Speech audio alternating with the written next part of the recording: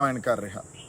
सो जिस तरह ਦੀਆਂ ਗੱਲਾਂ ਕਹੀਆਂ ਗਈਆਂ, ਜਿਸ ਤਰ੍ਹਾਂ ਦਾ ਇੱਕ ਬਿਰਤਾਂਤ ਜਾਂ ਇੱਕ ਨੈਰੇਟਿਵ ਸਿਰਜਿਆ ਜਾ ਰਿਹਾ ਵੀ ਦੀਪ ਸਿੱਧੂ ਅਕਾਲੀ ਦਲ ਜੁਆਇਨ ਕਰ ਰਿਹਾ, ਇਹ ਕਿਸੇ ਗੱਲ 'ਚ ਕੋਈ ਆਧਾਰ ਨਹੀਂ ਆ। ਇਹ ਬਿਨਾਂ ਆਧਾਰ ਤੋਂ ਕੀਤੀਆਂ ਹੋਈਆਂ ਗੱਲਾਂ। ਸੋ ਮੈਂ ਕੋਈ ਵੀ ਪਾਰਟੀ ਜਾਂ ਅਕਾਲੀ ਦਲ ਨਹੀਂ ਜੁਆਇਨ ਕਰ ਰਿਹਾ। ਤੁਸੀਂ ਨਿਸ਼ਚਿੰਤ ਰਹੋ ਇਸ ਗੱਲ ਤੋਂ ਵੀ ਤੁਹਾਡੇ ਜਜ਼ਬਾਤਾਂ ਤੇ ਕਿਤੇ ਦੀਪ ਸਿੱਧੂ ਕੰਪਰੋਮਾਈਜ਼ ਕਰ ਜੂਗਾ, ਸਮਝੌਤਾ ਕਰ ਜੂਗਾ, ਜਾਂ ਅਸੀਂ ਪੰਜਾਬ ਦੇ ਹੱਕਾਂ ਨਾਲ ਸਮਝੌਤਾ ਕਰ ਜਾਾਂਗੇ। ਇਹ ਕਦੇ ਹੋ ਹੀ ਨਹੀਂ ਸਕਦਾ। ਸਿਧਾਂਤਕ ਲੜਾਈ ਲੜ ਰਹੇ ਹਾਂ ਆਪਾਂ, ਤੇ ਆਪਦੇ ਸਿਧਾਂਤਾਂ ਤੇ ਪੰਜਾਬ ਦੇ ਹੱਕਾਂ ਨਾਲ।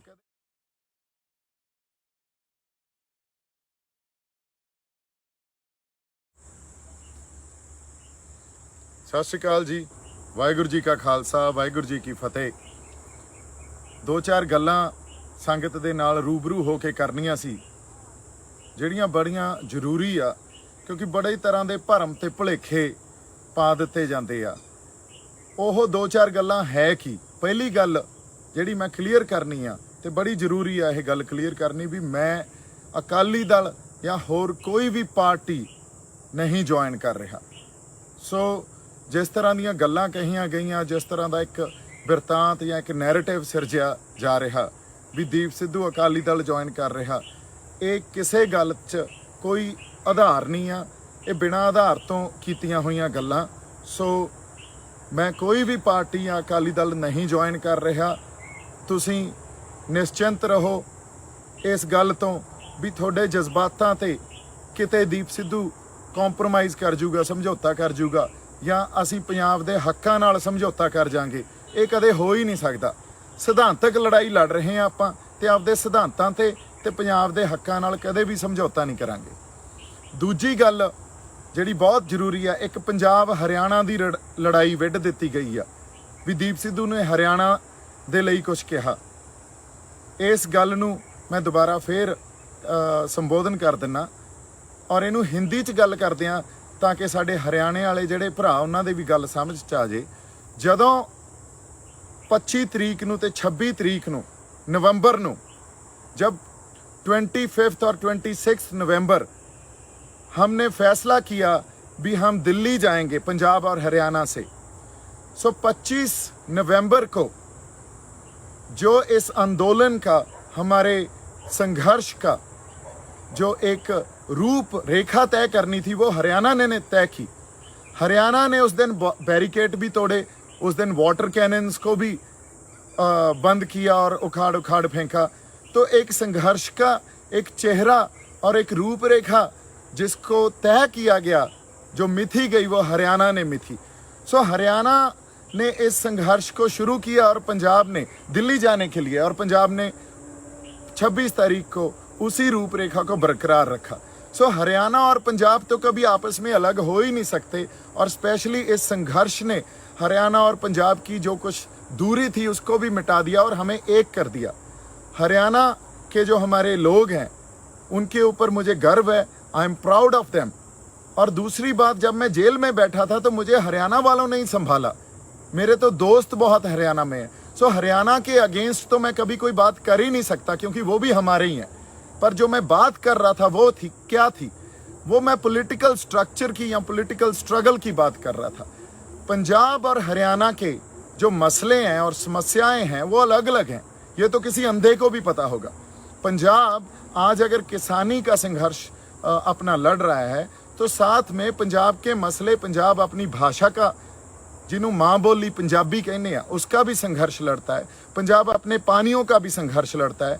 पंजाब, हमारे यहाँ से प्रवास इतना हो रहा है, अभी हमारे जो नौजवान हैं वो छोड़ कर अमेरिका, कनाडा, ऑस्ट्रेलिया जा रहे हैं, वो भी एक संघर्ष है हमारा। हमारा यहाँ जो कैंसर बेल्ट है, जिस तरह की फसलें हमें दे दी गई हैं, जो ग्रीन रेवोल्यूशन जब आया था, तो वो भी एक हम संघर्ष लड़ रहे हैं। पंजाब के नौजवान जिनको बोला जा रहा था उड़ता पंजाब, नशे में पड़ गए हैं, तो वो भी एक संघर्ष है। हमारा संघर्ष, हमारे जो फ़लसफ़े हैं, हमारा श्री गुरु ग्रंथ साहब की जिस तरह निरादर होता है, वो भी एक संघर्ष है। तो पंजाब की जो मसले हैं वो किसानी के साथ साथ और भी बड़े मसले हैं, जो पंजाब के आज मौजूदा मसले बने हुए हैं, और हरियाणा के अलग हैं। सो इस चीज़ को अगर समझिए तो जब कोई पॉलिटिकल स्ट्रगल होती है, जब हम सरकार के साथ लड़ते हैं, तो हरियाणा का संघर्ष हमेशा ही एक इंडियन सेंट्रिक होता है, क्योंकि उनका जो इतिहास है वो 1966 से शुरू हुआ है। उससे पहले तो हमारा एक कॉमन, एक साझा इतिहास है। हमारा पंजाब में इंडियन सेंट्रिक संघर्ष नहीं है, पंजाब में बड़ी तरह के संघर्ष लड़े गए हैं। पंजाब में अगर आप देखिए तो पंजाब में जिस तरह का हम संघर्ष पीसफुल लड़ रहे हैं, ये भी लड़ा गया है। पंजाब में आर्म स्ट्रगल भी लड़ी गई है पंजाब में, और 1984 में जो सब कुछ हुआ वो भी हम सब ने विटनेस किया। सो इसलिए अगर मैं कोई स्ट्रगल की बात करूं और पॉलिटिकल स्ट्रगल की बात करूं, तो पंजाब से जिस तरह सरकार डील करती है और हरियाणा से डील करती है वो कंप्लीटली डिफरेंट है। सो उसी संदर्भ में मैंने वो बात की थी, बल्कि इस चीज़ को किसी भी नेगेटिव वे में नहीं लिया जाना चाहिए। अगर किसी को भी मेरे कहे हुए लफ्ज़ या जो मैंने बोला उससे कोई कन्फ्यूजन पैदा हुई है या किसी के दिल में कोई ठेस पहुंची है, तो मैं अपने लफ्ज़ रीफ्रेज करता हूं, उनको दोबारा ये बोलता हूं भी हरियाणा हमारा भाई है। हरियाणा वालों ने जो संघर्ष का साथ दिया है, जिस तरह संघर्ष लड़ा है और जिस तरह हम हरियाणा में बैठे हैं वहाँ आप लोगों ने सेवा की है, वो बाकमाल है।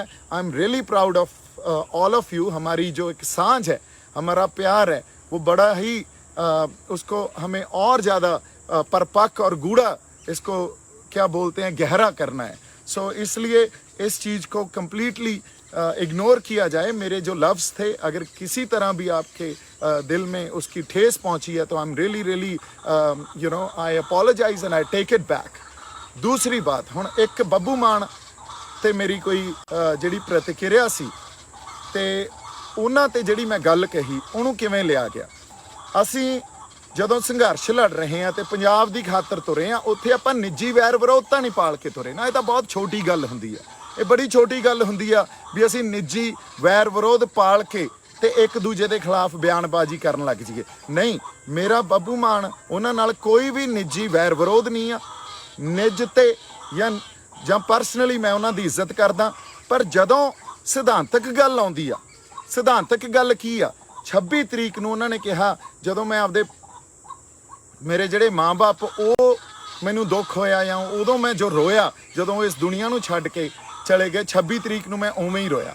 ਹੁਣ ਤੁਸੀਂ ਇੱਕ ਗੱਲ ਨੂੰ ਸਮਝੋ, 26 ਤਰੀਕ ਨੂੰ ਹੋਇਆ ਕੀ ਸੀ? 26 ਤਰੀਕ ਨੂੰ ਤਾਂ ਇੱਕ ਜੋ ਨਿਸ਼ਾਨ ਸਾਹਿਬ ਦੇ ਉਲਟ ਸਾਡੇ ਉਸ ਚਿੰਨ੍ਹ, ਜੋ ਸਾਡਾ ਸੱਭਿਆਚਾਰਕ ਚਿੰਨ੍ਹ ਵੀ ਆ, ਸਾਡਾ ਧਾਰਮਿਕ ਚਿੰਨ੍ਹ ਵੀ ਆ, ਸਾਡਾ ਸਭ ਕੁਛ ਹੀ ਉਹ ਆ, ਉਹਦੇ ਉਲਟ ਇੱਕ ਬਿਰਤਾਂਤ, ਇੱਕ ਨੈਰੇਟਿਵ ਸਿਰਜਿਆ ਗਿਆ ਵੀ ਯਾਰ ਇਹ ਤਾਂ ਬਹੁਤ ਗਲਤ ਹੋ ਗਿਆ ਤੇ ਸਭ ਕੁਛ ਜਿਹੜੇ ਬੰਦੇ ਲਾਲ ਕਿਲੇ 'ਚ ਗਏ ਉਹ ਤਾਂ ਗੁੰਮਰਾਹ ਕੀਤੇ ਹੋਏ ਲੋਕ ਸੀ, ਉਹਨਾਂ ਨੂੰ ਜਿਵੇਂ ਕੁਛ ਪਤਾ ਹੀ ਨਹੀਂ ਸੀ। ਹੁਣ ਉਹ ਨੈਰੇਟਿਵ ਕਿਸ ਗੱਲ ਦੇ ਉਲਟ ਗਿਆ? ਉਹ ਨੈਰੇਟਿਵ ਇੱਕ ਉਸ ਵੇਲੇ ਪੰਜਾਬ ਦਾ ਜੋ ਸੱਭਿਆਚਾਰ ਆ, ਪੰਜਾਬ ਦਾ ਇੱਕ ਸੱਭਿਆਚਾਰਕ ਹਿੱਸਾ ਜਾਂ ਧਰਮ ਦਾ ਸਾਡਾ ਇੱਕ ਚਿੰਨ੍ਹ ਆ, ਉਹਦੇ ਉਲਟ ਗਿਆ। ਉਹਦੇ ਨਿਸ਼ਾਨ ਸਾਹਿਬ ਹੀ ਲਹਿਰਾਇਆ ਸੀ ਨਾ।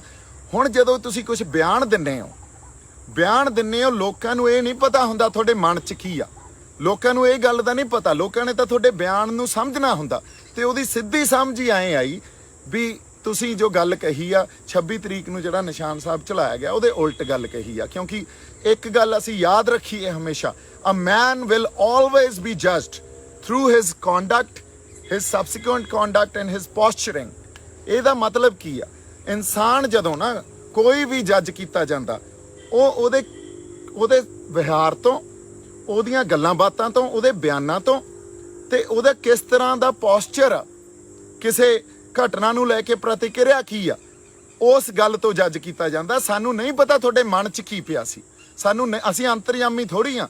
ਫਿਰ ਜਦੋਂ 26 ਤਰੀਕ ਨੂੰ ਤੁਹਾਡਾ ਫਰਜ਼ ਬਣਦਾ ਸੀ ਸਿਧਾਂਤ ਤੇ ਖੜਨਾ, ਸਿਧਾਂਤ ਦੀ ਪਹਿਰਾਦਾਰੀ ਕਰਨੀ, ਉਦੋਂ ਤੁਸੀਂ ਕਨਫਿਊਜ਼ਡ ਸਟੇਟਮੈਂਟ ਦੇ ਰਹੇ ਹੋ ਤੇ ਫਿਰ ਉਹਨੂੰ ਕਲੈਰੀਫਾਈ ਕਰ ਰਹੇ ਹੋ ਵੀ ਨਹੀਂ ਜੀ ਮੈਂ ਆਹ ਨਹੀਂ ਕਿਹਾ ਸੀ, ਮੈਂ ਤਾਂ ਆਹ ਕਿਹਾ ਸੀ। ਸੋ ਸਿਧਾਂਤਕ ਜਿਹੜੀ ਲੜਾਈ ਆ ਨਾ, ਉੱਥੇ ਅੱਜ ਦੀਪ ਸਿੱਧੂ ਇਹ ਗੱਲ ਸੰਗਤ ਸਾਹਮਣੇ ਕਬੂਲਦਾ ਵੀ ਸਿਧਾਂਤ ਤੇ ਕਦੇ ਵੀ ਕੰਪਰੋਮਾਈਜ਼ ਨਹੀਂ ਕੀਤਾ ਜਾਊਗਾ। ਸਿਧਾਂਤ ਤੇ ਜਿਹੜੀ ਵਿਰੋਧਤਾ ਹੋਊਗੀ ਉਹ ਸਪਸ਼ਟ ਰੂਪ 'ਚ ਹੋਊਗੀ, ਚਾਹੇ ਕੋਈ ਵੀ ਹੋਵੇ। ਹਾਂ, ਪਰਸਨਲੀ ਮੇਰੀ ਕੋਈ ਲੜਾਈ ਨਹੀਂ ਆ, ਮੈਂ ਉਹਨਾਂ ਦੀ ਇੱਜ਼ਤ ਕਰਦਾ, ਪਰ ਸਿਧਾਂਤਕ ਤੌਰ ਤੇ ਆਪਦੀਆਂ ਜ਼ਮੀਰਾਂ ਨਹੀਂ ਮਾਰ ਸਕਦੇ। ਹਾਲਾਂਕਿ ਬੱਬੂ ਮਾਨ ਬਾਈ ਨੂੰ ਇਹ ਗੱਲ ਕਹਿਣੀ ਚਾਹੀਦੀ ਸੀ ਵੀ ਜਿਹੜਾ ਨਿਸ਼ਾਨ ਸਾਹਿਬ ਲਾਲ ਕਿਲੇ ਤੇ ਲਹਿਰਾਇਆ ਗਿਆ ਨਾ, ਉਹ ਕੁਛ ਗਲਤ ਨਹੀਂ ਹੋਇਆ। ਅਸੀਂ ਬੜੇ ਸ਼ਾਂਤਮਈ ਇੱਕ ਖਾਲੀ ਪੋਲ ਤੇ ਜਾ ਕੇ ਸਾਡੀ ਸੰਗਤ ਨੇ ਨਿਸ਼ਾਨ ਸਾਹਿਬ ਆਪਦਾ ਉੱਥੇ ਤੇ ਕਿਸਾਨੀ ਝੰਡਾ ਇੱਕ ਪ੍ਰੋਟੈਸਟ ਰੋਸ ਵਜੋਂ ਸਰਕਾਰ ਨੂੰ ਜਗਾਉਣ ਖਾਤਰ ਅਸੀਂ ਲਾਤਾ। ਤੇ ਉਹ ਤਾਂ ਬੜਾ ਇਤਿਹਾਸਕ ਦਿਨ ਸੀ ਜੇ ਤੁਸੀਂ ਸੰਘਰਸ਼ ਦੇ ਉਸ ਵਹਿਣ 'ਚ ਬਹਿ ਕੇ ਤੁਸੀਂ ਉਸ ਗੱਲ ਨੂੰ ਸਮਝੋਗੇ। ਹੋਰ ਬੜੀ ਗੱਲ ਆ ਵੀ ਬੜੇ ਲੋਕ ਇਹ ਸੋਚਦੇ ਆ ਵੀ ਬੜਾ ਵੱਡਾ ਨੁਕਸਾਨ ਹੋ ਜਾਣਾ ਸੀ। ਨਹੀਂ, ਨੁਕਸਾਨ ਤਾਂ ਉਸ ਗੁਰੂ ਸਾਹਿਬ ਨੇ ਜਦੋਂ ਸਾਡੀ ਅੰਗ ਸੰਗ ਸਹਾਈ ਆ ਸਾਨੂੰ ਉਸ ਨੁਕਸਾਨ ਤੋਂ ਤਾਂ ਬਚਾਇਆ ਨਾ। ਨਹੀਂ ਹੋਇਆ ਨਾ, ਨਹੀਂ ਹੋਇਆ ਇਹਦਾ ਮਤਲਬ ਉਹ ਗੁਰੂ ਦੀ ਰਜ਼ਾ 'ਚ ਹੀ ਸਭ ਕੁਝ ਚੱਲ ਰਿਹਾ ਸੀ। ਨੁਕਸਾਨ ਤਾਂ ਬਹੁਤ ਹੋਰ, ਅਸੀਂ ਜਿਸ ਤਰ੍ਹਾਂ 26 ਨਵੰਬਰ ਨੂੰ ਗਏ ਸੀ, ਫਿਰ 26 ਜਨਵਰੀ ਤੱਕ ਉੱਥੇ ਬੈਠੇ ਸੀ, ਕਦੇ ਵੀ ਹੋ ਸਕਦਾ ਸੀ ਸਾਡਾ।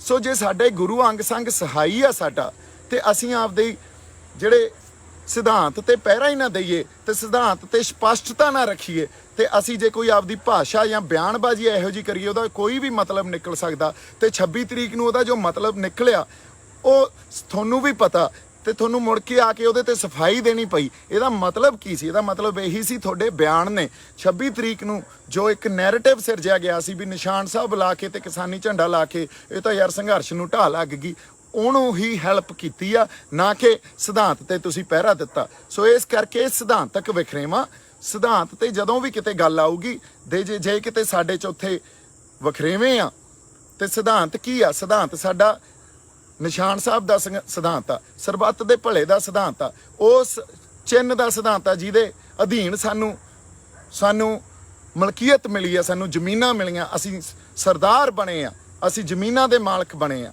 ਸੋ ਸਾਡੇ ਉਸ ਸਿਧਾਂਤ ਤੋਂ, ਸਾਡੇ ਉਹਨਾਂ ਚਿੰਨ੍ਹਾਂ ਤੋਂ ਅਸੀਂ ਮੁਨਕਰ ਨਹੀਂ ਹੋ ਸਕਦੇ।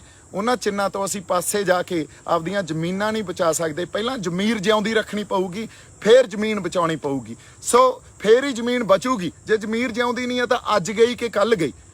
ਇਸ ਕਰਕੇ ਜਦੋਂ ਸਿਧਾਂਤ ਤੇ ਗੱਲ ਆਵੇ ਉਦੋਂ ਸਪਸ਼ਟਤਾ ਹੋਣੀ ਬਹੁਤ ਜ਼ਰੂਰੀ ਆ। ਇਹ ਗੱਲ ਮੈਂ ਕਲੀਅਰ ਕਰ ਦੇਣੀ ਆ। ਬਾਕੀ ਕਿਸੇ ਤਰ੍ਹਾਂ ਦਾ ਕੋਈ ਨਿੱਜੀ ਵੈਰ ਵਿਰੋਧ ਨਹੀਂ ਆ। ਸਿਧਾਂਤ ਤੇ ਮੈਂ ਕਿਸੇ ਨੂੰ ਨਹੀਂ ਬਖਸ਼ਣਾ, ਚਾਹੇ ਫਿਰ ਕੋਈ ਵੀ ਹੋਵੇ। ਇਸ ਕਰਕੇ ਇਸ ਗੱਲ ਨੂੰ ਕਿਸੇ ਨਿੱਜ ਦੇ ਥਰੂ ਨਾ ਦੇਖਿਆ ਜਾਵੇ। ਇਹ ਗੱਲ ਇੱਕ ਵੱਡੇ ਪਰਪਸ 'ਚ ਕਹੀ ਹੋਈ ਗੱਲ ਸੀ। ਅਗਲੀ ਗੱਲ ਜਿਹੜੀ ਬਾਬਾ ਢੱਡਰੀਆਂ ਵਾਲੇ ਆ ਉਹਨਾਂ ਬਾਰੇ ਗੱਲ ਕਹੀ ਸੀ, ਉਹਨਾਂ ਨੂੰ ਮੈਂ ਇੱਕ ਹੋਰ ਬੇਨਤੀ ਕਰਦਾ ਵੀ ਤੁਸੀਂ ਸਿੱਖ ਪ੍ਰਚਾਰਕ ਹੋ, ਤੁਹਾਡੇ ਨਾਲ ਆਰਗਿਊ ਕਰਦਾ ਤਾਂ ਮੈਂ ਸੋਭਦਾ ਹੀ ਨਹੀਂ।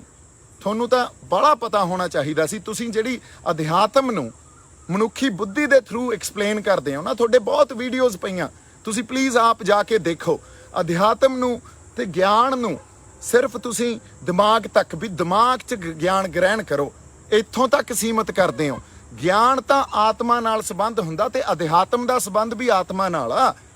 ਸੋ ਇਸ ਕਰਕੇ ਤੁਸੀਂ ਜਿਸ ਤਰ੍ਹਾਂ ਵੀ ਗੁਰੂ ਜਿਹੜਾ ਤੇ ਗਿਆਨ ਕੀ ਆ, ਇੱਕ ਜਿਹੜਾ ਅਸੀਂ ਅੱਜ ਪੂਜੀ ਜਾਂਦੇ ਆ ਜਿਹਨੂੰ, ਉਹ ਤਾਂ ਜ਼ਰੀਆ, ਤੇ ਗਿਆਨ ਗੁਰੂ ਆ। ਤੇ ਗਿਆਨ ਨੂੰ ਤਾਂ ਇੱਥੇ ਦਿਮਾਗ 'ਚ ਅਸੀਂ ਸਮਝਣਾ ਹੁੰਦਾ। ਨਹੀਂ, ਅਧਿਆਤਮ ਦੀਆਂ ਗੱਲਾਂ ਜਿਹੜੀਆਂ ਉਹ ਬੜੀਆਂ ਵੱਖਰੀਆਂ ਹੁੰਦੀਆਂ। ਅਧਿਆਤਮ ਦੀਆਂ ਗੱਲਾਂ ਵਿਆਖਿਆ ਤੋਂ ਵੀ ਪਰਾਂ ਦੀਆਂ ਹੁੰਦੀਆਂ। ਉਹ ਤਾਂ ਰੂਹਾਂ ਦੇ ਰਿਸ਼ਤੇ ਆ, ਤੇ ਰੂਹਾਂ ਦੀ ਗੱਲ ਅਸੀਂ ਦਿਮਾਗ ਤੱਕ ਨਹੀਂ ਸੀਮਤ ਕਰ ਸਕਦੇ, ਮਨੁੱਖੀ ਬੁੱਧੀ ਤੱਕ ਸੀਮਤ ਨਹੀਂ ਕਰ ਸਕਦੇ।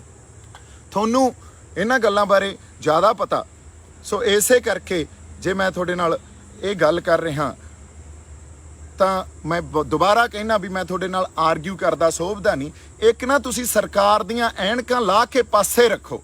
ਸਰਕਾਰ ਜਿਵੇਂ ਗੱਲਾਂ ਨੂੰ ਦੇਖਦੀ ਆ ਜਾਂ ਡਿਫਾਈਨ ਕਰਦੀ ਆ, ਉਸ ਤਰ੍ਹਾਂ ਤੁਸੀਂ ਗੁਰੂ ਨੂੰ ਤੇ ਗਿਆਨ ਨੂੰ ਡਿਫਾਈਨ ਨਾ ਕਰੋ। ਜਾਂ ਜਿਵੇਂ ਤੁਸੀਂ ਕਿਹਾ ਵੀ ਇਹ ਗਰਮ ਖਿਆਲੀਏ, ਨਹੀਂ, ਮੈਂ ਤੁਹਾਨੂੰ ਬਾਬਾ ਜੀ ਗੱਲ ਇਹ ਕਹਿਣਾ, ਬੇਨਤੀ ਕਰਦਾ ਵੀ ਗਰਮ ਖਿਆਲੀ ਕੁਛ ਨਹੀਂ ਹੁੰਦਾ, ਨਰਮ ਖਿਆਲੀ ਵੀ ਕੁਛ ਨਹੀਂ ਹੁੰਦਾ। ਕਈ ਬੰਦਿਆਂ ਨੇ ਸਾਰੀ ਉਮਰ ਸੋਟੀ ਨਹੀਂ ਕਿਸੇ ਦੇ ਮਾਰੀ ਹੁੰਦੀ, ਉਹ ਬੜੇ ਵੱਡੇ ਯੋਧੇ ਬਣ ਜਾਂਦੇ ਆ, ਹਨਾ। ਉਹ ਸਰਕਮਸਟੈਂਸਸ ਕੀ ਆ, ਸਿਚੁਏਸ਼ਨ ਕੀ ਆ, ਉਹਨਾਂ ਦਾ ਪ੍ਰੇਰਨਾ ਦਾ ਸਰੋਤ ਕੀ ਆ, ਇਹ ਗੱਲ ਡਿਸਾਈਡ ਕਰਦੀ ਆ ਵੀ ਉਸ ਵੇਲੇ ਉਹ ਗਰਮ ਖਿਆਲੀ ਆ ਕਿ ਨਰਮ ਖਿਆਲੀ ਆ। ਸੋ ਇਹ ਤਾਂ ਸਰਕਾਰ ਦੀਆਂ ਬਣਾਈਆਂ ਹੋਈਆਂ, ਇਹ ਕੰਪਾਰਟਮੈਂਟਲਾਈਜੇਸ਼ਨ ਕੀਤੀ ਹੋਈ ਆ ਸਰਕਾਰ ਦੀ, ਜਾਂ ਜਿਹੜਾ ਸਟੇਟ ਆ ਇਹ ਉਹਨਾਂ ਦੀ ਕੰਪਾਰਟਮੈਂਟਲਾਈਜੇਸ਼ਨ ਜਾਂ ਉਹਨਾਂ ਦੀ ਬਾਈਨਰੀਜ਼ ਜਾਂ ਧਿਰਾਂ ਕ੍ਰੀਏਟ ਕੀਤੀਆਂ ਹੋਈਆਂ ਵੀ ਆਹ ਫਲਾਨਾ ਨਰਮ ਖਿਆਲੀ ਆ ਤੇ ਆਹ ਗਰਮ ਖਿਆਲੀ ਆ।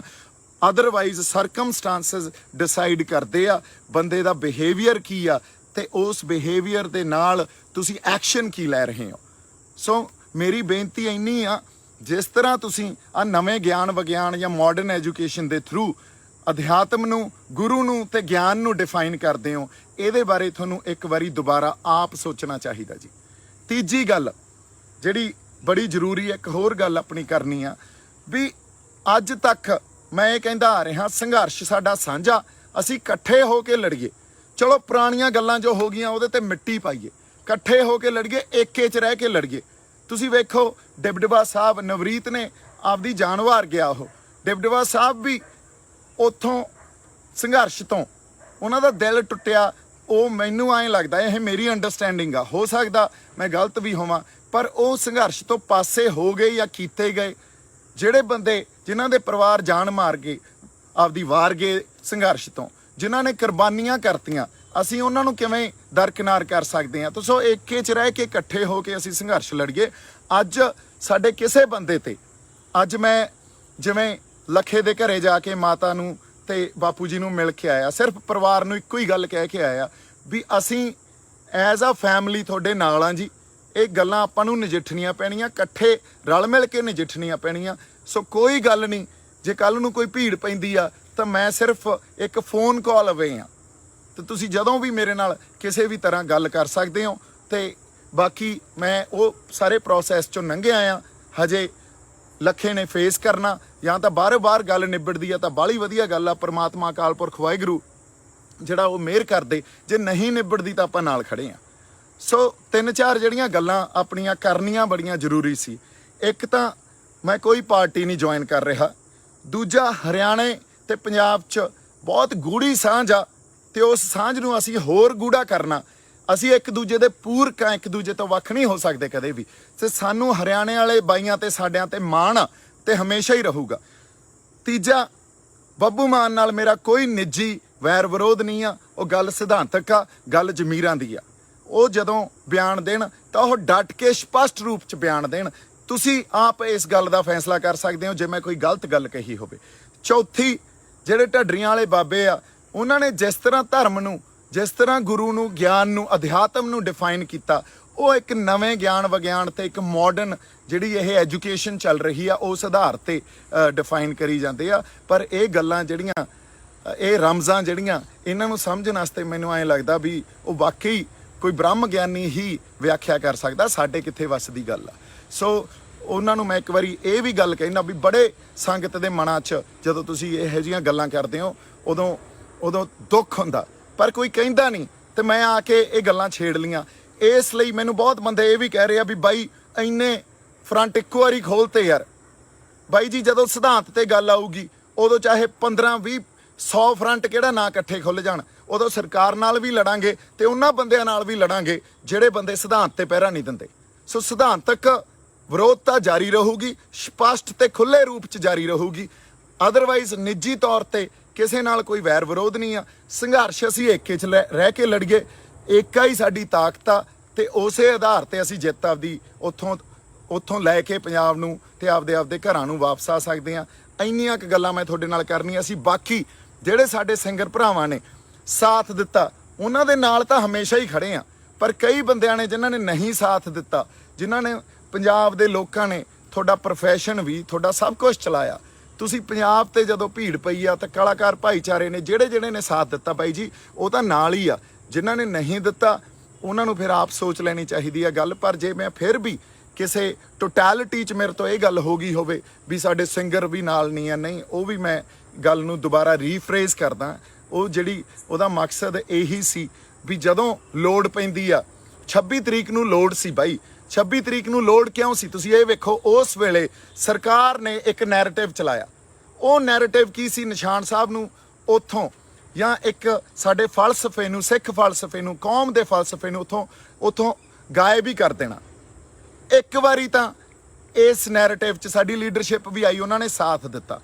ਹੁਣ ਉਦੋਂ ਤਾਂ ਉੱਥੇ ਹੋ ਸਕਦਾ ਸਾਡੇ ਬੰਦੇ ਆਈਸੋਲੇਟ ਹੋ ਗਏ ਹੁਣ, ਨਿਸ਼ਾਨ ਸਾਹਿਬ ਵੀ ਘਟ ਗਏ ਹੁਣ, ਤੇ ਅਸੀਂ ਦੇਖਿਆ ਵੀ ਉੱਥੇ ਨਿਸ਼ਾਨ ਸਾਹਿਬ ਸੰਸਕਾਰ ਵੀ ਹੋਏ ਉਸੇ ਡਰ 'ਚੋਂ, ਜਿਹੜਾ ਡਰ ਮਾਨਸਿਕਤਾ 'ਚ ਪਾਤਾ। ਪਰ ਲੌਂਗ ਰਨ 'ਚ ਤੁਸੀਂ ਦੇਖੋਗੇ ਤਾਂ ਲੌਂਗ ਰਨ 'ਚ ਅੱਜ ਸਾਡੀ ਲੀਡਰਸ਼ਿਪ ਨੂੰ ਚਿੱਠੀਆਂ ਲਿਖਣੀਆਂ ਪੈ ਰਹੀਆਂ, ਅਗਲੇ ਤਾਂ ਮੀਟਿੰਗ ਲਈ ਨਹੀਂ ਸਾਨੂੰ ਬੁਲਾ ਰਹੇ।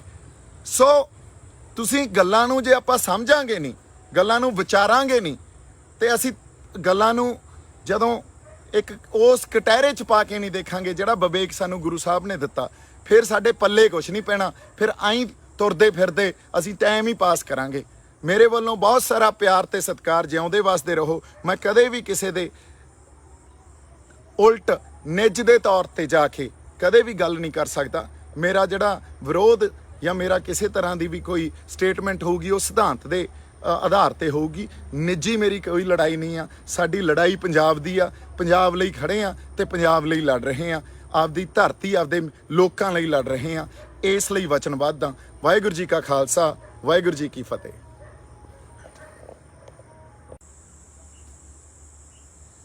ਸਤਿ ਸ਼੍ਰੀ ਅਕਾਲ ਜੀ। ਵਾਹਿਗੁਰੂ ਜੀ ਕਾ ਖਾਲਸਾ, ਵਾਹਿਗੁਰੂ ਜੀ ਕੀ ਫਤਿਹ। ਦੋ ਚਾਰ ਗੱਲਾਂ ਸੰਗਤ ਦੇ ਨਾਲ ਰੂਬਰੂ ਹੋ ਕੇ ਕਰਨੀਆਂ ਸੀ, ਜਿਹੜੀਆਂ ਬੜੀਆਂ ਜ਼ਰੂਰੀ ਆ, ਕਿਉਂਕਿ ਬੜੇ ਤਰ੍ਹਾਂ ਦੇ ਭਰਮ ਤੇ ਭੁਲੇਖੇ ਪਾ ਦਿੱਤੇ ਜਾਂਦੇ ਆ। ਉਹ ਦੋ ਚਾਰ ਗੱਲਾਂ ਹੈ ਕੀ? ਪਹਿਲੀ ਗੱਲ ਜਿਹੜੀ ਮੈਂ ਕਲੀਅਰ ਕਰਨੀ ਆ, ਤੇ ਬੜੀ ਜ਼ਰੂਰੀ ਆ ਇਹ ਗੱਲ ਕਲੀਅਰ ਕਰਨੀ, ਵੀ ਮੈਂ ਅਕਾਲੀ ਦਲ ਜਾਂ ਹੋਰ ਕੋਈ ਵੀ ਪਾਰਟੀ ਨਹੀਂ ਜੁਆਇਨ ਕਰ ਰਿਹਾ। ਸੋ ਜਿਸ ਤਰ੍ਹਾਂ ਦੀਆਂ ਗੱਲਾਂ ਕਹੀਆਂ ਗਈਆਂ, ਜਿਸ ਤਰ੍ਹਾਂ ਦਾ ਇੱਕ ਬਿਰਤਾਂਤ ਜਾਂ ਇੱਕ ਨੈਰੇਟਿਵ ਸਿਰਜਿਆ ਜਾ ਰਿਹਾ ਵੀ ਦੀਪ ਸਿੱਧੂ ਅਕਾਲੀ ਦਲ ਜੁਆਇਨ ਕਰ ਰਿਹਾ, ਇਹ ਕਿਸੇ ਗੱਲ 'ਚ ਕੋਈ ਆਧਾਰ ਨਹੀਂ ਆ। ਇਹ ਬਿਨਾਂ ਆਧਾਰ ਤੋਂ ਕੀਤੀਆਂ ਹੋਈਆਂ ਗੱਲਾਂ। ਸੋ ਮੈਂ ਕੋਈ ਵੀ ਪਾਰਟੀ ਜਾਂ ਅਕਾਲੀ ਦਲ ਨਹੀਂ ਜੁਆਇਨ ਕਰ ਰਿਹਾ। ਤੁਸੀਂ ਨਿਸ਼ਚਿੰਤ ਰਹੋ ਇਸ ਗੱਲ ਤੋਂ ਵੀ ਤੁਹਾਡੇ ਜਜ਼ਬਾਤਾਂ ਤੇ ਕਿਤੇ ਦੀਪ ਸਿੱਧੂ ਕੰਪਰੋਮਾਈਜ਼ ਕਰ ਜੂਗਾ, ਸਮਝੌਤਾ ਕਰ ਜੂਗਾ, ਜਾਂ ਅਸੀਂ ਪੰਜਾਬ ਦੇ ਹੱਕਾਂ ਨਾਲ ਸਮਝੌਤਾ ਕਰ ਜਾਾਂਗੇ। ਇਹ ਕਦੇ ਹੋ ਹੀ ਨਹੀਂ ਸਕਦਾ। ਸਿਧਾਂਤਕ ਲੜਾਈ ਲੜ ਰਹੇ ਹਾਂ ਆਪਾਂ, ਤੇ ਆਪਦੇ ਸਿਧਾਂਤਾਂ ਤੇ ਪੰਜਾਬ ਦੇ ਹੱਕਾਂ ਨਾਲ ਕਦੇ ਵੀ ਸਮਝੌਤਾ ਨਹੀਂ ਕਰਾਂਗੇ। ਦੂਜੀ ਗੱਲ ਜਿਹੜੀ ਬਹੁਤ ਜ਼ਰੂਰੀ ਆ, ਇੱਕ ਪੰਜਾਬ ਹਰਿਆਣਾ ਦੀ ਲੜਾਈ ਵਿੱਢ ਦਿੱਤੀ ਗਈ ਆ ਵੀ ਦੀਪ ਸਿੱਧੂ ਨੇ ਹਰਿਆਣਾ ਦੇ ਲਈ ਕੁਝ ਕਿਹਾ। ਇਸ ਗੱਲ ਨੂੰ ਮੈਂ ਦੁਬਾਰਾ ਫੇਰ ਸੰਬੋਧਨ ਕਰ ਦਿੰਨਾ, ਔਰ ਇਹਨੂੰ ਹਿੰਦੀ 'ਚ ਗੱਲ ਕਰਦੇ ਹਾਂ ਤਾਂ ਕਿ ਸਾਡੇ ਹਰਿਆਣੇ ਵਾਲੇ ਜਿਹੜੇ ਭਰਾ ਉਹਨਾਂ ਦੇ ਵੀ ਗੱਲ ਸਮਝ 'ਚ ਆ ਜੇ। ਜਦੋਂ 25 ਤਰੀਕ ਨੂੰ ਤੇ 26 ਤਰੀਕ ਨੂੰ ਨਵੰਬਰ ਨੂੰ, जब 25 और 26 नवंबर हमने फैसला किया भी हम दिल्ली जाएंगे पंजाब और हरियाणा से, सो 25 नवंबर को जो इस आंदोलन का, हमारे संघर्ष का जो एक रूप रेखा तय करनी थी, वो हरियाणा ने तय की। हरियाणा ने उस दिन बैरिकेड भी तोड़े, उस दिन वाटर कैनन्स को भी बंद किया और उखाड़ उखाड़ फेंका। तो एक संघर्ष का एक चेहरा और एक रूपरेखा जिसको तय किया गया, जो मिथी गई, वो हरियाणा ने मिथी। सो हरियाणा ने इस संघर्ष को शुरू किया और पंजाब ने दिल्ली जाने के लिए, और पंजाब ने 26 तारीख को उसी रूपरेखा को बरकरार रखा। सो हरियाणा और पंजाब तो कभी आपस में अलग हो ही नहीं सकते, और स्पेशली इस संघर्ष ने हरियाणा और पंजाब की जो कुछ दूरी थी उसको भी मिटा दिया और हमें एक कर दिया। हरियाणा के जो हमारे लोग हैं उनके ऊपर मुझे गर्व है। I am proud of them. और दूसरी बात, जब मैं जेल में बैठा था तो मुझे हरियाणा वालों ने ही संभाला। मेरे तो दोस्त बहुत हरियाणा में हैं। सो हरियाणा के अगेंस्ट तो मैं कभी कोई बात कर ही नहीं सकता, क्योंकि वो भी हमारे ही हैं। पर जो मैं बात कर रहा था वो थी, क्या थी वो, मैं पॉलिटिकल स्ट्रक्चर की या पॉलिटिकल स्ट्रगल की बात कर रहा था। पंजाब और हरियाणा के जो मसले हैं और समस्याएं हैं वो अलग अलग हैं। ये तो किसी अंधे को भी पता होगा। पंजाब आज अगर किसानी का संघर्ष अपना लड़ रहा है, तो साथ में पंजाब के मसले, पंजाब अपनी भाषा का, जिन्हों माँ बोली पंजाबी कहने हैं, उसका भी संघर्ष लड़ता है। पंजाब अपने पानियों का भी संघर्ष लड़ता है। पंजाब, हमारे यहाँ से प्रवास इतना हो रहा है, अभी हमारे जो नौजवान हैं वो छोड़ छोड़ कर अमेरिका, कनाडा, ऑस्ट्रेलिया जा रहे हैं, वो भी एक संघर्ष है हमारा। हमारा यहाँ जो कैंसर बेल्ट है, जिस तरह की फसलें हमें दे दी गई हैं, जो ग्रीन रेवोल्यूशन जब आया था, तो वो भी एक हम संघर्ष लड़ रहे हैं। पंजाब के नौजवान जिनको बोला जा रहा था उड़ता पंजाब, नशे में पड़ गए हैं, तो वो भी एक संघर्ष है। हमारा संघर्ष, हमारे जो फ़लसफ़े हैं, हमारा श्री गुरु ग्रंथ साहब की जिस तरह निरादर होता है, वो भी एक संघर्ष है। तो पंजाब की जो मसले हैं वो किसानी के साथ साथ और भी बड़े मसले हैं, जो पंजाब के आज मौजूदा मसले बने हुए हैं, और हरियाणा के अलग हैं। सो इस चीज़ को अगर समझिए, तो जब कोई पॉलिटिकल स्ट्रगल होती है, जब हम सरकार के साथ लड़ते हैं, तो हरियाणा का संघर्ष हमेशा ही एक इंडियन सेंट्रिक होता है, क्योंकि उनका जो इतिहास है वो 1966 से शुरू हुआ है। उससे पहले तो हमारा एक कॉमन, एक साझा इतिहास है। हमारा पंजाब में इंडियन सेंट्रिक संघर्ष नहीं है, पंजाब में बड़ी तरह के संघर्ष लड़े गए हैं। पंजाब में अगर आप देखिए तो पंजाब में जिस तरह का हम संघर्ष पीसफुल लड़ रहे हैं ये भी लड़ा गया है। पंजाब में आर्म स्ट्रगल भी लड़ी गई है पंजाब में, और 1984 में जो सब कुछ हुआ वो भी हम सब ने विटनेस किया। सो इसलिए अगर मैं कोई स्ट्रगल की बात करूं और पॉलिटिकल स्ट्रगल की बात करूं तो पंजाब से जिस तरह सरकार डील करती है और हरियाणा से डील करती है वो कंप्लीटली डिफरेंट है। सो उसी संदर्भ में मैंने वो बात की थी, बल्कि इस चीज़ को किसी भी नेगेटिव वे में नहीं लिया जाना चाहिए। अगर किसी को भी मेरे कहे हुए लफ्ज़ या जो मैंने बोला उससे कोई कन्फ्यूजन पैदा हुई है या किसी के दिल में कोई ठेस पहुंची है तो मैं अपने लफ्ज़ रीफ्रेज करता हूं, उनको दोबारा ये बोलता हूं भी हरियाणा हमारा भाई है। हरियाणा वालों ने जो संघर्ष का साथ दिया है, जिस तरह संघर्ष लड़ा है और जिस तरह हम हरियाणा में बैठे हैं वहाँ आप लोगों ने सेवा की है, वो बाकमाल है। आई am really proud of all of you. हमारी जो एक सांझ है, हमारा प्यार है, वो बड़ा ही उसको हमें और ज़्यादा परपक्व और गूढ़ा, इसको क्या बोलते हैं, गहरा करना है। सो इसलिए इस चीज़ को कम्प्लीटली इग्नोर किया जाए। मेरे जो लफ्ज़ थे अगर किसी तरह भी आपके दिल में उसकी ठेस पहुंची है तो I am really you know I apologize and I take it back. दूसरी बात, हुण एक बब्बू मान ते मेरी कोई जिहड़ी प्रतिक्रिया सी ते उन्हां ते जिहड़ी मैं गल कही उहनूं किवें लिया गया। ਅਸੀਂ ਜਦੋਂ ਸੰਘਰਸ਼ ਲੜ ਰਹੇ ਹਾਂ ਤੇ ਪੰਜਾਬ ਦੀ ਖਾਤਰ ਤੁਰੇ ਹਾਂ, ਉੱਥੇ ਆਪਾਂ ਨਿੱਜੀ ਵੈਰ ਵਿਰੋਧਤਾ ਨਹੀਂ ਪਾਲ ਕੇ ਤੁਰੇ ਨਾ। ਇਹ ਤਾਂ ਬਹੁਤ ਛੋਟੀ ਗੱਲ ਹੁੰਦੀ ਆ, ਇਹ ਬੜੀ ਛੋਟੀ ਗੱਲ ਹੁੰਦੀ ਆ ਵੀ ਅਸੀਂ ਨਿੱਜੀ ਵੈਰ ਵਿਰੋਧ ਪਾਲ ਕੇ ਤੇ ਇੱਕ ਦੂਜੇ ਦੇ ਖਿਲਾਫ ਬਿਆਨਬਾਜ਼ੀ ਕਰਨ ਲੱਗ ਜਾਈਏ। ਨਹੀਂ, ਮੇਰਾ ਬੱਬੂ ਮਾਨ ਉਹਨਾਂ ਨਾਲ ਕੋਈ ਵੀ ਨਿੱਜੀ ਵੈਰ ਵਿਰੋਧ ਨਹੀਂ ਆ। ਨਿੱਜ ਤੇ ਜਾਂ ਪਰਸਨਲੀ ਮੈਂ ਉਹਨਾਂ ਦੀ ਇੱਜ਼ਤ ਕਰਦਾ, ਪਰ ਜਦੋਂ ਸਿਧਾਂਤਕ ਗੱਲ ਆਉਂਦੀ ਆ, ਸਿਧਾਂਤਕ ਗੱਲ ਕੀ ਆ, 26 ਤਰੀਕ ਨੂੰ ਉਹਨਾਂ ਨੇ ਕਿਹਾ ਜਦੋਂ ਮੈਂ ਆਪਦੇ ਮੇਰੇ ਜਿਹੜੇ ਮਾਂ-ਬਾਪ ਉਹ ਮੈਨੂੰ ਦੁੱਖ ਹੋਇਆ ਜਾਂ